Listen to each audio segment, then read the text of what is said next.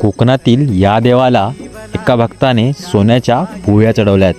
मग कोकणातील तो देव कोणता आणि त्या देवाची जत्रा किती मोठी असते, भव्य असते, ती पाहण्यासाठी हा व्हिडिओ नक्की बघा.